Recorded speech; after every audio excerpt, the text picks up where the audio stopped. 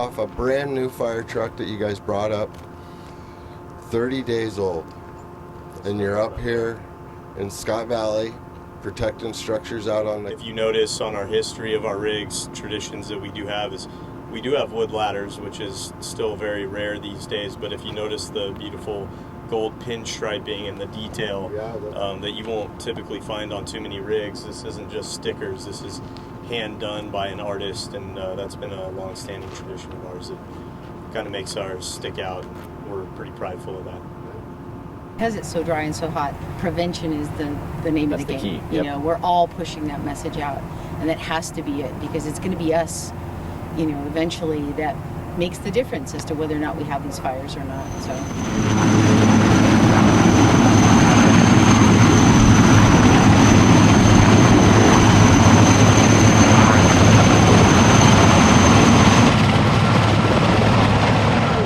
About what an interagency is. Okay, so we are under unified command on this incident. It's unified command with the U.S. Forest Service as well as CalFire. So basically that means that we're jointly working together to get this fire suppressed and contained so that we can get everybody obviously back into their homes. We have numerous agencies besides just us though. We have people from all over the country as well as all over the state of California providing whether it be a fire apparatus or overhead personnel so that we can make sure we get the fire contained. How long has the Forest Service been working in unified command with CalFire? Well, overall for years and years and years, but for this particular fire, I believe it was from day one of the fire for the most part. It's been since pretty much the beginning. Yeah, so, very beginning. When it became obviously a threat to what we consider state responsibility area lands, we went to that unified command with the Colburn National Forest, and so we're working jointly to, like I said, get it contained and get everybody home and get this wrapped up. It just makes sense because some of our lands just kind of intermix. You know, there's state and federal responsibility all throughout here, and so for us to do this together, it just makes sense, and it's safer for us, it's safer for the communities, and like you said, it gets folks back home faster. Combining resources makes a bigger pool. More efficient.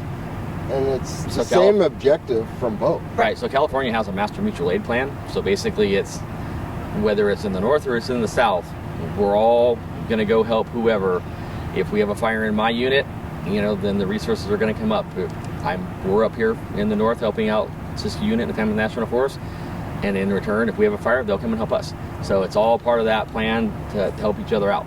And I'm with the Lake Tahoe Basin Management Unit, same thing. We're up here helping with the Klamath. You know, that's how we roll. That's how we do business. The other thing I think you should note is that the collaborative effort between all of the municipal agencies that are here. I mean, we have agencies here that are all up and down the state of California, and then all the way, like we have some PIOs from Hawaii. We have a PIO from Kansas, from North Carolina. So, you know, people come here from all over the place just to support this community. But in turn, if their communities need help, we'll be there for them. We like that a lot, don't we? Yeah. We can't do it without each other. Right. We have to have each other, whether, you know, it's Forest Service or CalFire or City Department. We need each other. There's no I in team. Exactly. I like that. That's always good. Unless you don't smell very good, and then there's a problem. I appreciate your time and dedication and being here to support us. You bet. We really appreciate the help.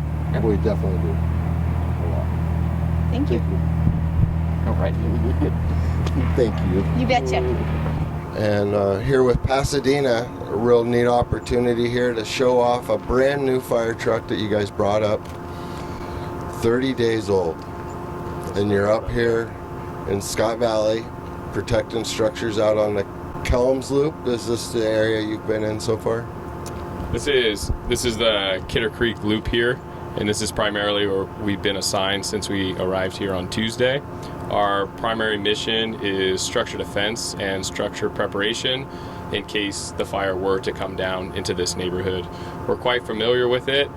It's not a whole lot of dirt, and we've done quite a few laps here.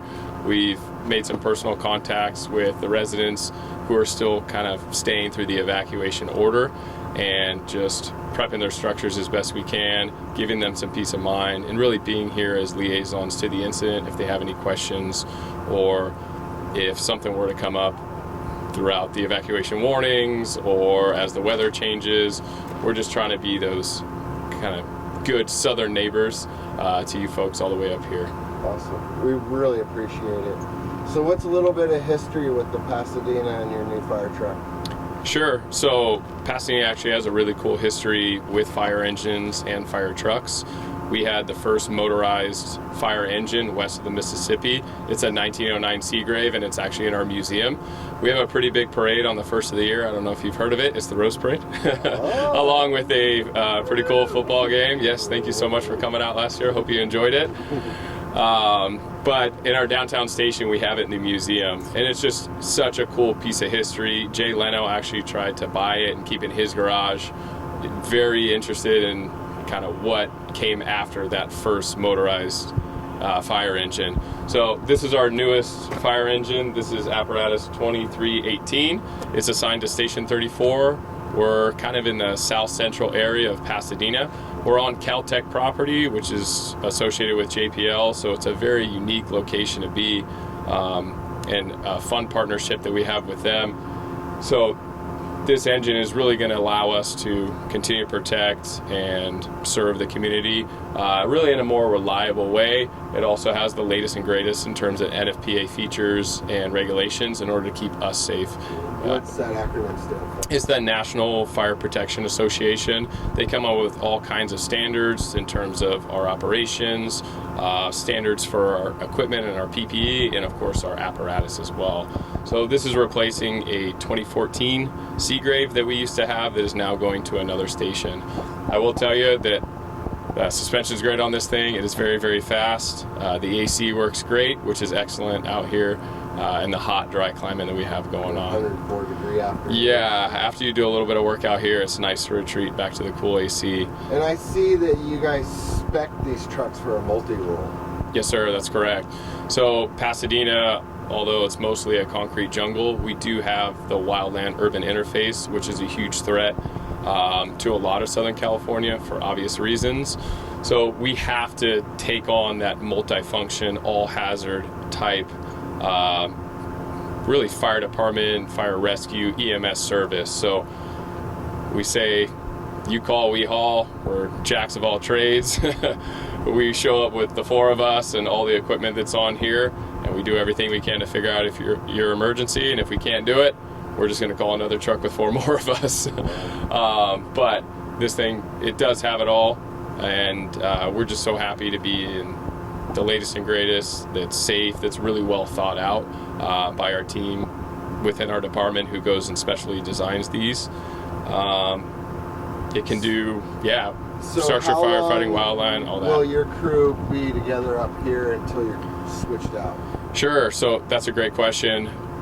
Each morning, our department decides who's up for strike team, just in case we get called out either south of us or north of us, really wherever we need to go. We just want to be good partners throughout the state, throughout the region, because we have our own large events, and if we ever needed help, we wanted to kind of at least pay it forward or have some familiar faces if other resources need to come into our city to help our citizens or the rest of us mitigate whatever's going on. So we always sign up for at least really like a 14-day deployment. With us, the extra day of travel, if we kind of quote unquote time out, it would be 16 days. In rare circumstances, we'll stay out for 21 days. Add in our day there and our day back of travel, and it would be 23 days total. So this is just, and we've been talking about it quite a bit. We're always checking in with home. Our brothers and sisters back at the PFD are always checking in with us, seeing if the family needs anything.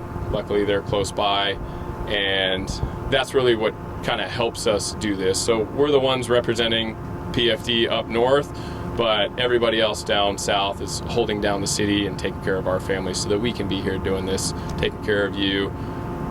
So as you guys pull resources, other resources come in and fill the holes? More of us, they'll just continue to backfill. We have reserve fire engines that'll go into service. So luckily, that's what's nice about getting new fire engines, is that our reserved engines are quite a bit newer and really have more space and can provide a better service there. Awesome, thank you. Yeah. Scott Valley thanks you. You got Most it. importantly, we really appreciate you being here.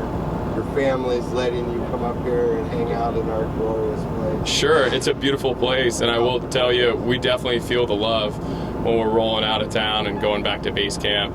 It's waves, it's honks, it's signs, and all that stuff. So after a long, hot day, it definitely motivates us to come back, and it really kind of tugs on your heartstrings and makes you feel connected. We were supposed to be here last night while the fire was coming down, and they actually pulled us off the line, and you would think that they were telling us to leave our houses. The real passion for these guys and girls to stay here and be committed to the folks we've had these relationships with over the past few days, and just being familiar with all the addresses.